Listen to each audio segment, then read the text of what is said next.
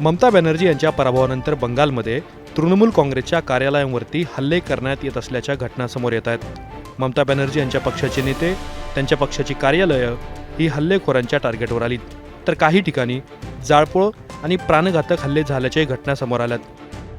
परंतु ज्या ज्या ठिकाणी राडे झाल्याचे व्हिडिओ समोर आलेत त्यामध्ये हल्लेखोरांच्या हातात भारतीय जनता पार्टीचे झेंडे असल्याचं दिसून येत असल्यामुळं यावरून नवा वाद पेटलाय।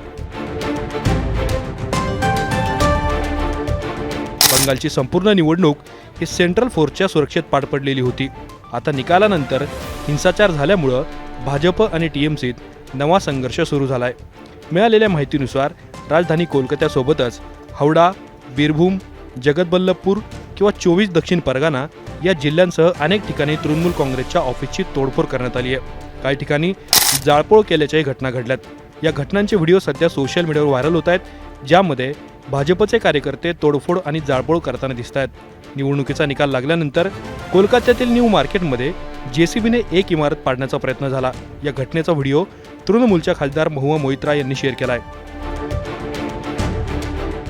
याशिवाय जगतबल्लभपूर शहरात तृणमूल काँग्रेसच्या कार्यालयाला आग लावण्यात आली आहे। कुसुमग्राम शहरात तृणमूलच्या एका नेत्याला जमावाने इमारतीतून खाली फेकल्याचाही व्हिडिओ समोर आला, ज्यातील दृश्य हे हादरवून टाकणारे आहे।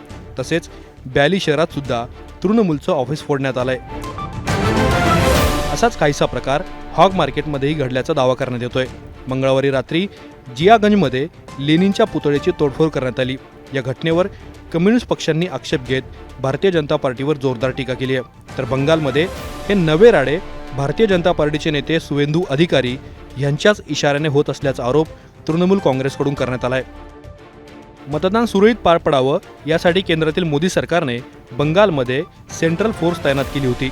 निकाल लागेपर्यंत हिंसाचार झाल्याची कुठलीही घटना समोर आलेली नव्हती। मात्र आता निकाल लागल्यानंतर बंगालमध्ये पुन्हा एकदा हिंसाचार सुरू झालाय। हिंसाचार करणाऱ्यांच्या हातात भारतीय जनता पार्टीचे झेंडे असल्यामुळं यावरून राजकीय वर्तुळात जोरदार चर्चा रंगली आहे। या प्रकरणावर तुम्हाला काय वाटतं हे आम्हाला कमेंट बॉक्समध्ये नक्की सांगा। असेच माहितीपूर्ण व्हिडिओ पाहण्यासाठी मुंबई तकच्या यूट्यूब चॅनलला सबस्क्राईब करायला विसरू नका।